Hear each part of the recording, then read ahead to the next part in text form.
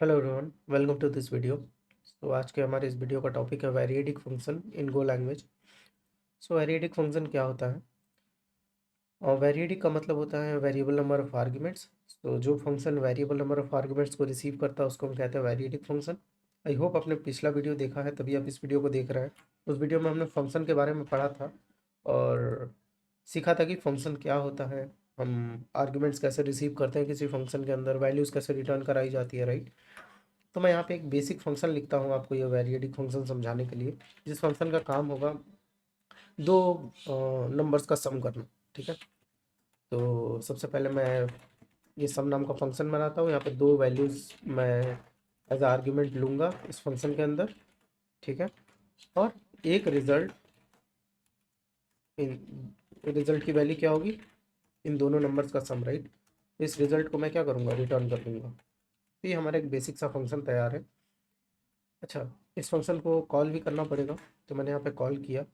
ये फंक्शन दो नंबर को रिसीव करता है, तो मैंने यहाँ पे दो नंबर्स डाल दिया, फॉर एग्जांपल 10 एंड 12। ठीक है।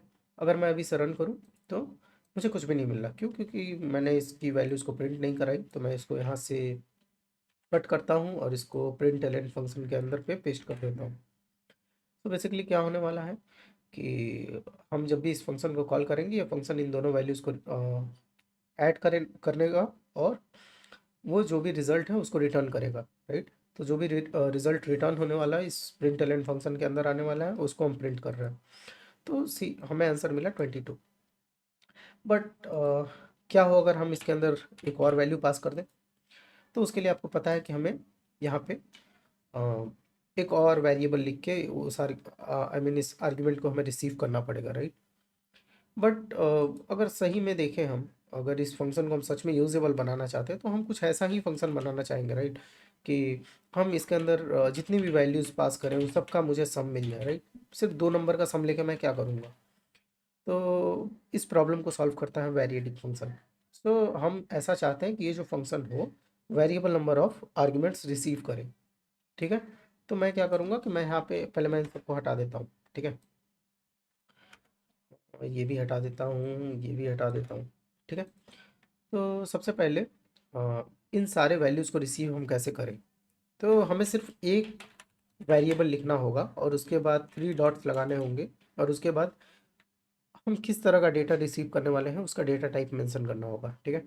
तो हम यहाँ पे इंट टाइप का डेटा रिसीव करने वाले हैं, तो मैंने वो मेंशन कर दिया। ठीक है।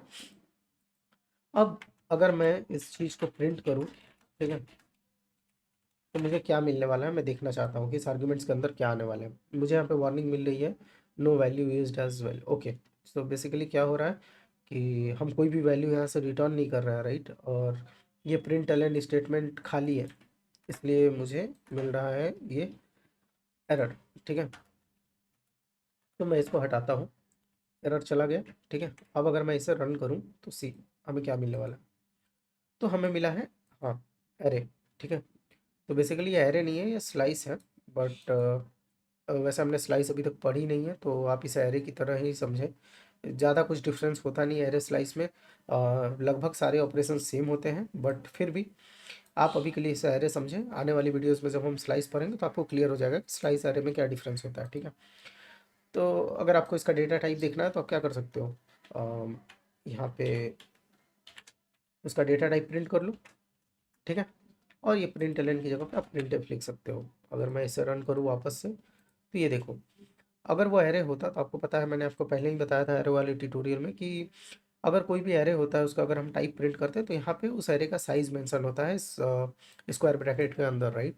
यहाँ पे एम्प्टी है, मतलब ये स्लाइस है। ओके। तो हम क्या चाहते हैं, हम इन सारे नंबर्स को, आई मीन जितने भी आर्ग्यूमेंट्स हमें मिल रहे हैं हम चाहते हैं उन सारे नंबर्स का हमें सम मिले, राइट। तो यहाँ पे तो सबसे पहले मैं वो सम को क्या करने वाला हूँ, रिटर्न करने वाला हूँ। ठीक है। अच्छा, एरे के ऊपर हमने ऑलरेडी काम किया हुआ है, तो एरे को कैसे ट्रैवर्स करते हैं? फॉर लूप लिख के, करेक्ट। तो मैंने यहाँ पे जैसे लिखा फॉर, अच्छा, आई कॉमा वैल्यू, ठीक है, इक्वल्स टू रेंज नंबर्स। ठीक है। तो आई क्या होता है? इंडेक्स। वी वैल क्या होता है? Value, right. तो इस नंबर का जो भी ये एरे है इसका मुझे इंडेक्स और वैल्यू दोनों मिलने वाली है अगर मैं इस तरह से फॉर लूप लिखता हूँ तो। ये हमने फॉर लूप वाले ट्यूटोरियल में ऑलरेडी डिस्कस किया हुआ है, ठीक है। तो यहाँ पे अच्छा, मुझे इंडेक्स से अभी कोई मतलब है नहीं, मैं वैल्यू में इंटरेस्टेड हूँ, राइट। मैं यहाँ पे अंडरस्कोर यूज़ कर सकता हूँ, ओके। अच्छा, मैं चाहता हूँ कि ये जो सारी वैल्यूज़ मुझे मिल रही है उनका सम मुझे मिले, तो मैं कैसे करूँगा? मैं लिखूँगा कुछ result equals to result plus well, right. और इस रिजल्ट को मैं क्या करूँगा? रिटर्न करा दूँगा, ठीक है। तो बाय डिफ़ॉल्ट आपको पता है कि ये जो रिज़ल्ट होता है उसकी वैल्यू 0 होती है क्योंकि ये इंटीजर टाइप का है, राइट। तो मैं क्या कर रहा हूँ, इस सारे वैल्यूज़ को जो कि एज अ एरे आ रहे हैं उनको वन बाय वन उनकी वैल्यूज़ को फेच कर रहा हूँ और इस रिज़ल्ट में ऐड कर रहा हूँ, ठीक है। तो रिज़ल्ट की वैल्यू शुरू में होगी 0, 0 में जैसे ये 10 ऐड होगा, फिर उसके बाद रिज़ल्ट की वैल्यू हो गई अब 10, अब 10 में क्या ऐड होगा? 12, जो कि नेक्स्ट वैल्यू है। सिमिलरली वो नेक्स्ट वैल्यूज फेच होंगे और लास्ट में हमें इस रिजल्ट के अंदर क्या मिलने वाला है? सम मिलने वाला है, ठीक है। तो अगर मैं इसको रन करूं अभी, ठीक है, तो अच्छा, इसको मुझे प्रिंट स्टेटमेंट के अंदर डालना पड़ेगा, तब आपको ये सम प्रिंट होता हुआ दिखेगा। तो इसको थोड़ा सा यहाँ खींच लेते हैं, ठीक है। कंसोल क्लियर करता हूँ और इसको मैं अब रन करता हूँ। तो देखो आप, हमें मिला 79, ठीक है। आप इसको ऐड कर लो। अच्छा, मैं कुछ ज़्यादा नंबर्स भी डाल सकता हूँ इसके अंदर। एज फॉर एग्जांपल अगर मैं 100 डालूँ तो 179 आना चाहिए, राइट। सी 179, ठीक है। तो आप जितने मर्जी उतने वैल्यूज डाल सकते हो। तो आई होप आपको समझ में आया कि वेरिएटिक फंक्शन का यूज़ क्या है। अच्छा, आप इसके अंदर कुछ भी यूज़ कर सकते हो, ठीक है। ज़रूरी नहीं है कि आप सिर्फ इंटीजर वैल्यू ही पास कर रहे हो, आप स्ट्रिंग वैल्यू भी पास कर सकते हो। शर्त ये होनी चाहिए कि जो भी आप पास कर रहे हो उसका डेटा टाइप आपको इस फंक्शन के अंदर मेंशन करना होगा, ठीक है। तो अभी के लिए मैं ये हटाता हूँ। मैं चाहता हूँ कि जो भी स्ट्रिंग यूज़र पास करे वो स्पेस से सेपरेट होकर प्रिंट हो, ठीक है। तो ऐसा कुछ भी आप बना सकते हो। जैसे फॉर एग्जांपल इस फंक्शन का नाम होगा लॉग, मैं नाम चेंज कर देता हूँ, ठीक है। और ये सब कुछ मैं हटा देता हूँ अभी के लिए, या फिर मैं ये लूप को छोड़ देता हूँ, ठीक है। लूप को मैं छोड़ देता हूँ, ठीक है। अच्छा, ये नंबर्स आने वाले हैं, राइट। नाम नंबर्स ही छोड़ देता हूँ, क्या ही फ़र्क पड़ता है। अच्छा, तो मैं रिटर्न करने वाला हूँ रिजल्ट, या फिर मैं प्रिंट करने वाला हूँ रिजल्ट, राइट। एक काम करता हूँ, मैं रिजल्ट ही रिटर्न कर देता हूँ क्योंकि मैं ऑलरेडी यहाँ पे लॉग फंक्शन को प्रिंट कर रहा हूँ, राइट। तो मैं यहाँ पे रिजल्ट और इसका जो डेटा टाइप होगा वो स्ट्रिंग होगा, ठीक है। तो यहाँ पे अगर मैं कुछ भी पास करूँ, लाइक वेरिएडिक, ठीक है, फिर कॉमा दे के फंक्शन, ठीक है, देन कॉमा देकर एक और मैं स्ट्रिंग पास करूँगा इन गो। ये मैंने पास किया, मैंने टोटल 4 वैल्यूज़ पास की हैं। अब मैं चाहता हूँ कि स्पेस से सेपरेट होकर प्रिंट हो, तो मैं क्या करूँगा, इन सारी वैल्यूज़ को वन बाई वन एक्सेस करूँगा, जो कि यहाँ पे एक्सेस हो रहा है। ये नंबर की जगह मुझे एस लिख देना चाहिए, नंबर काफ़ी कंफ्यूजिंग लग रहा है, ठीक है। मैंने एस लिखा।